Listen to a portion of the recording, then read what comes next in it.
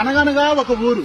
ఆ ఊర్లో దేశం కోసం బద్ధశత్రువులుగా మారిన భార్యాభర్తలు.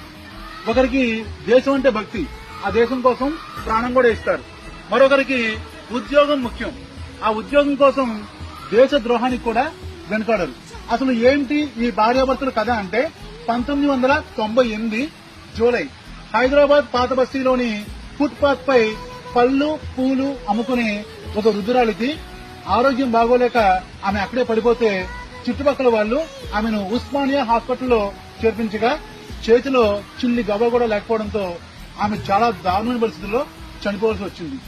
హాస్పిటల్లోని అధికారులు ఆ వృద్ధురాలి యొక్క మృతదేహాన్ని ఆమెకు అప్పగించడానికి ఆమె ఉంటున్న పూరి గుడిసెలోకి వెళ్ళినప్పుడు ఆ గుడిసెలో ఒక పాత ట్రంకు పెట్టే కనిపించింది. ఆ ట్రంకు పెట్టే తెరిచి అందులో ఉన్న ఆమె ఫొటోస్, కాగితాలు, సర్టిఫికేట్లు చూసిన ఈ అధికారుల వెన్నుల్లో వణుకు పుట్టింది. అక్కడ వాతావరణం ఒకసారిగా వేడెక్కింది. దేశం మొత్తం కూడా ఆమెకు సెల్యూట్ చేసింది. ఆమె ఎవరు అంటే స్వయంగా ఆజాద్ హింద్ ఫౌజ్ దళపతి నేతాజీ సుభాష్ చంద్రబోస్ యొక్క రక్షణ బాధ్యతల్ని అప్పగించిన, దేశం కోసం తాను నమ్ముకున్న సిద్ధాంతం కోసం బ్రిటిష్ వారికి అమ్ముడుపోయి దేశానికి ద్రోహం చేయాలనుకున్న తన భర్తను సైతం కత్తితో పొడిచి చంపేసిన ఉత్తరప్రదేశ్ చెందిన మహావీర్ లక్ష్మీదేవుల యొక్క మొదటి సంతానం, మన దేశ మొదటి మహిళా గూఢాచారి, first women spy in India, Neera Arya. నీరా ఆర్య 8 ఏళ్ల వయసులో అమ్మానాన్నను కోల్పోయింది. కలకత్తాకు చెందిన ఒక పెద్ద వ్యాపారి నీరా ఆర్య గారిని దత్తత తీసుకుని చాలా బాగా చదివించాడు. ఆమెకు చిన్నప్పటి నుంచి కూడా దేశం అంటే ఎనలేని భక్తి.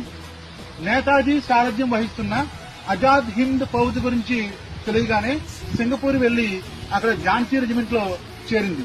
అక్కడ నీరా ఆర్య గారి యొక్క ప్రతిభను చూసి ఆశ్చర్యపోయిన ఆజాద్ హింద్ ఫౌజ్ అధికారులు ఆమెకు స్వయంగా నేతాజీ సుభాష్ చంద్రబోస్ యొక్క రక్షణ చర్యల్ని అప్పగించారు. నీరా ఆర్య గారి తండ్రి శ్రీకాంత్ జయరంజన్ అనే ఒక ఉద్యోగిచ్చి ఆమెను తెలియజేశారు. అయితే ఇతను ఉద్యోగి అని మాత్రమే తెలుసు నీరా ఆర్యకు, కానీ అసలు విషయం తర్వాత తెలిసింది.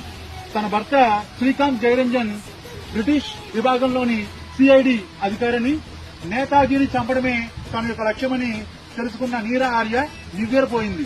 ఒకరోజు నీరా ఆర్యను అనుసరించిన తన భర్త శ్రీకాంత్ జయరంజన్ దొంగచాటుగా బోస్ పై కాల్పులు జరుపుతుండగా నీరా ఆర్య అడ్డు రావడంతో డ్రైవర్ కు ఆ బుల్లెట్ తగిలి అక్కడే పడిపోతాడు. మరొకసారి బోస్ పై కాల్పులు జరుపుతుండగా నీరా ఆర్య తన వద్ద ఉన్న కత్తితో భర్తను పొడిచి చంపేస్తుంది. తరువాత ఈ బ్రిటిష్ అధికారులు నీరా ఆర్యను కాలాపాని అండమాన్ జైల్లో పెట్టి నేతాజీ సుభాష్ చంద్రబోస్ ఎక్కడున్నాడో చెప్పమని చాలా చిత్రహింసలు పెట్టేసరికి ఆమె ఆ బాధ భరించలేక నేతాజీ ఎక్కడో లేడు, నా గుండెల్లో ఉన్నాడు అని చెప్పేసరికి కోపోద్రిక్తుడైన ఆ బ్రిటిష్ అధికారి, అయితే నీ గుండెల్ని చీల్చి నేతాజీని బయట తీస్తాను అని ఒక తల్లి తన బిడ్డకు పాలిచ్చే రొమ్ముని కోసేశారు. అయినా సరే ఆమె చెప్పబోయేసరికి కోపంతో పెద్ద సుత్తితోటి ఆమె నెత్తిపైన గట్టిగా కొట్టేసరికి ఆమె పడిపోయింది. ఆ బ్రిటిష్ అధికారి ఆమె చనిపోయిందని వెళ్లిపోయాడు. స్వాతంత్రం వచ్చిన తర్వాత ఆమె మళ్లీ తిరిగి వచ్చారు. నేరుగా ఢిల్లీకో, లక్నోకో, కలకత్తాకో వెళ్ళలేదు, హైదరాబాద్ కు వచ్చారు. హైదరాబాద్ రావడానికి కారణం ఏంటంటే హైదరాబాద్ నిజాం పాలకుడు మనకు స్వాతంత్రం వచ్చిన తర్వాత నేను పాకిస్తాన్ లో కలుస్తాను, లేదంటే స్వతంత్రంగా ఉంటాను అని చెప్పి అన్నాడు. ఆ సమయంలోనే రంగంలోకి దిగాడు మన బార్డోలి వీరుడు, ఉక్కు మనిషి సర్దార్ వల్లభాయ్ పటేల్.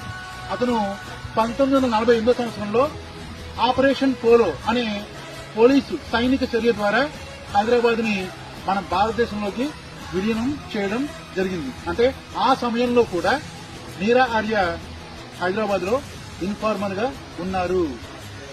అక్కడ తర్వాత చార్మినార్ ఆ ఫుట్పాత్ పై పళ్ళు పూలు అమ్ముకుని వాటితో వచ్చిన డబ్బుతోటి ఆ పూరి గుడిసెలో చాలా మంది విద్యార్థులకు పాఠాలు చెప్తూ దేశభక్తిని పెంపొందించారు.